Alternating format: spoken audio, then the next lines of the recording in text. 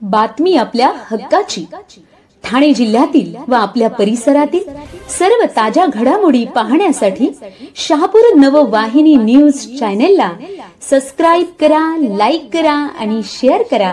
मुख्य संपादक निलेश विशे। शहापूर तालुक्यातील श्री क्षेत्र टाकेश्वर येथे आषाढी एकादशी भक्तिभावाने साजरी। यावेळी परिसरातील व तालुक्यातील भक्तगण मोठ्या संख्येने उपस्थित होते।